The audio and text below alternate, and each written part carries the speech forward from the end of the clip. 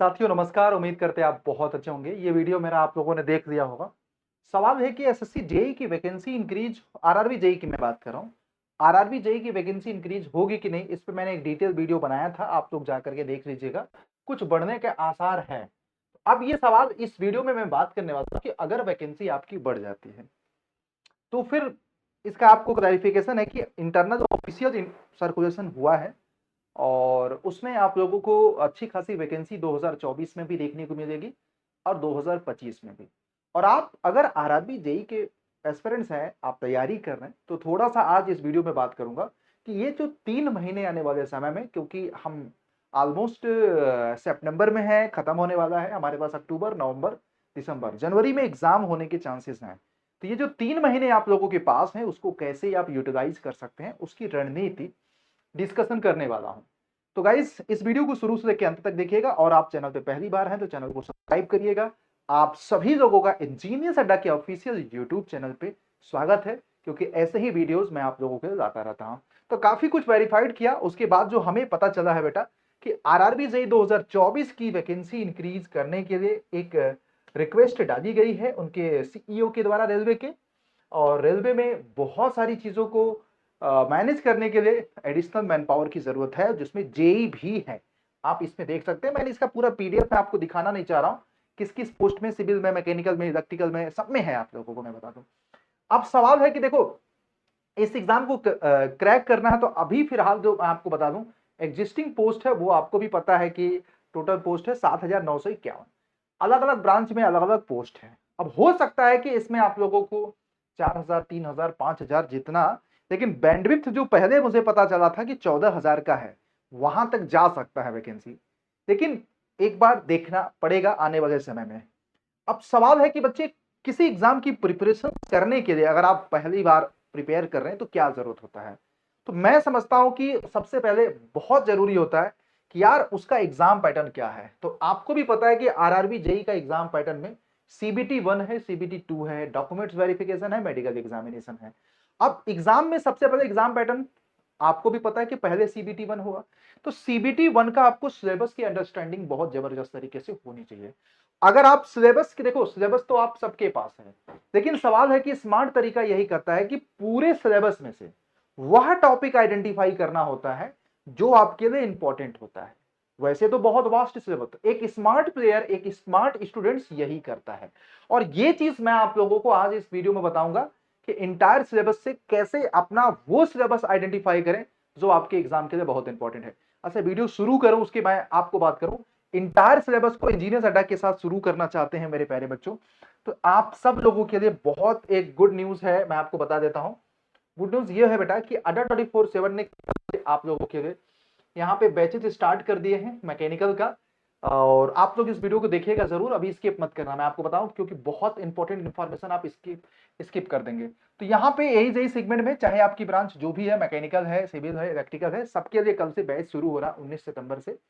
और आप CBT 1, CBT 2 का कंप्लीट प्रिपरेशन इसमें कराया जाएगा। और ये कूपन कोड मैंने आपको बता दिया कि Y201 कोड ही लगा करके ज्वाइन करना है, मैं आपको बता दूं ये। और यहाँ पे देखो 2,200 रुपए का है, वेबसाइट से 2,200 रुपए 99 का, ऐप के माध्यम से 2,200 रुपए का। तो कोशिश करना वेबसाइट से ना करके ऐप से, क्योंकि कोड और क्वाइन दोनों लग जाएगा। याद रखना कूपन कोड यही यूज करना है। और ये कल से मैं आप लोगों के लिए सिविल में भी क्लास शुरू करूंगा, मैकेनिकल में। इसमें प्रॉपर स्टडी प्लान वगैरह सब कुछ है। तो ये देखिएगा, टेक्निकल का स्टडी प्लान है, उसी तरीके से नॉन टेक्निकल का। आप देख रहे होंगे कि कल मेरी क्लास है, पहली क्लास दोपहर 1 से 2 बजे है। तो पूरा आपको इंटायर सिलेबस को कवर कर दिया जाएगा। अब सवाल मेरे प्यारे बच्चों ये है कि आपके पास मौका अच्छा है करने का, आप लोगों का है, तो आपको ये पता चल गया कि ये आपको एग्जाम पैटर्न है, आपको ये पता चल गया कि एग्जैक्ट ये सिलेबस है जो आपकी परीक्षा में आता है। तो हालांकि आरआरबी ने दे रखा है बेटा, और अगर आपको सिलेबस पता चल गया तो बहुत जरूरी होता है कि इन सिलेबस पे जबरदस्त तरीके से अपनी कॉन्सेप्ट मजबूत करना है। पहला पड़ाव होता है, आप अपने कॉन्सेप्ट को मजबूत करने के लिए, चाहे ऑफलाइन चाहे ऑनलाइन, कहीं भी कहीं आपको लगता है या सेल्फ लेवल पे प्रैक्टिस करना चाहिए, तो आप कॉन्सेप्ट को सीख सकते हैं। लेकिन मैं आपको एक चीज हमेशा बताऊंगा, जब भी किसी कॉन्सेप्ट को सीखें, एक मेरा छोटा सा हमेशा रहता है कि अपना खुद का डिटेल नोट्स, शॉर्ट नोट्स जरूर बनाइए।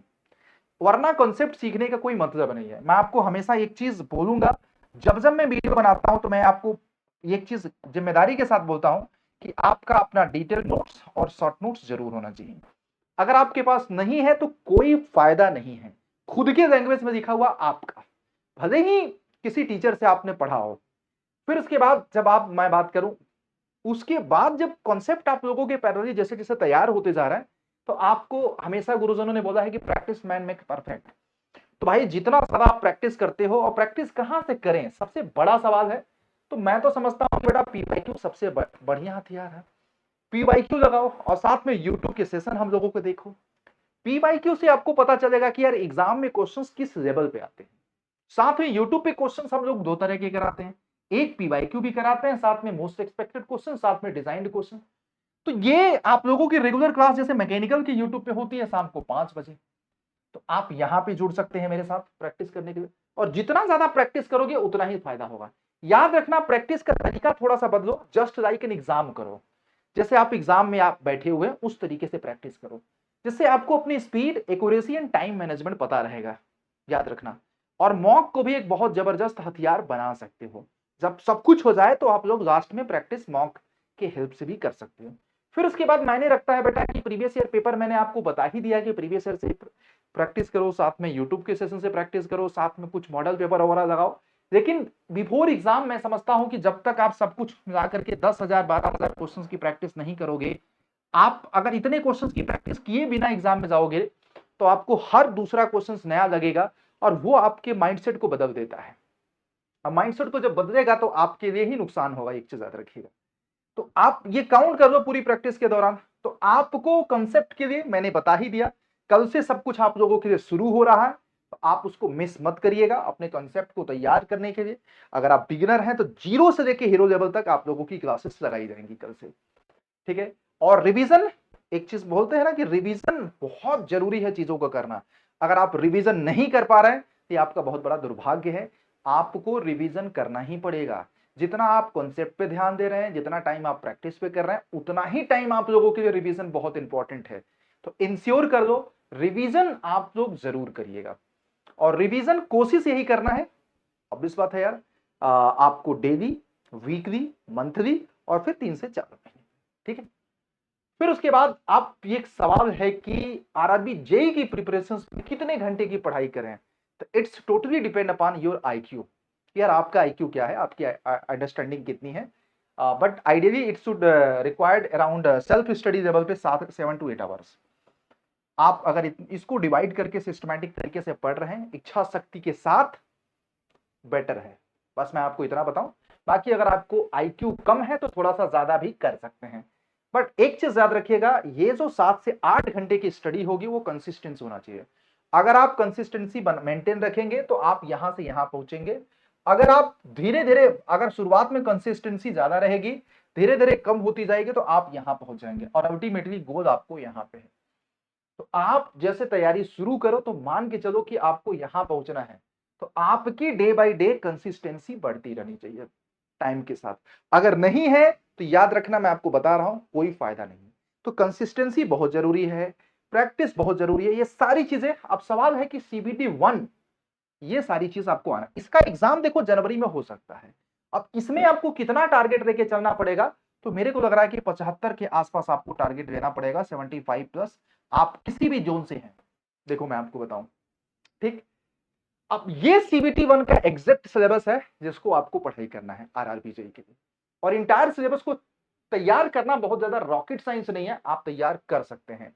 इसमें मैथमेटिक्स है, जनरल इंटेलिजेंस है, रीजनिंग है, जनरल साइंस है। अब इसमें आप चाहो तो हम लोगों का हेल्प ले सकते हो, या इन्हीं टॉपिक्स को यूट्यूब पे सर्च करके आप देख सकते हो।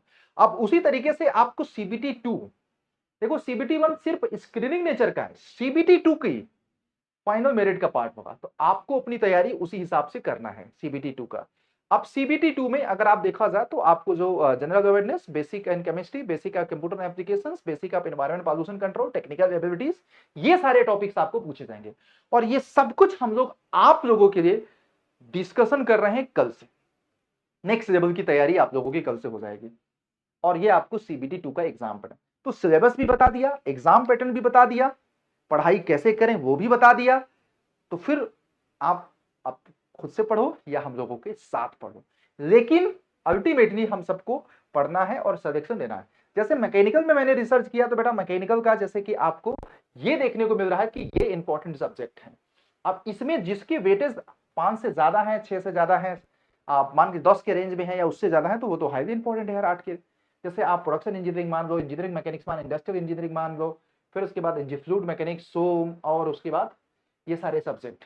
तो आप इन सब्जेक्टों के सिलेबस को आइडेंटिफाई करो। फर्स्ट फेज में आपको मैकेनिकल का ये वाला पार्ट पढ़ो, बाकी आपका टाइम बचे तो आप उसको पढ़ो। बट आपको मैं एक चीज जरूर बोलूंगा, अभी से तैयारी एक साथ करो, CBT 1 CBT 2 दोनों की, क्योंकि बाद में आपको समय नहीं मिलने वाला है।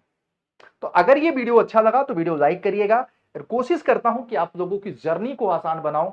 तो concept, practice and revisions is the key of success with perfect consistency and accuracy, and आप लोगों को सारी चीजों को साथ आप करोगे, डेफिनेटली सिलेक्शन होगा।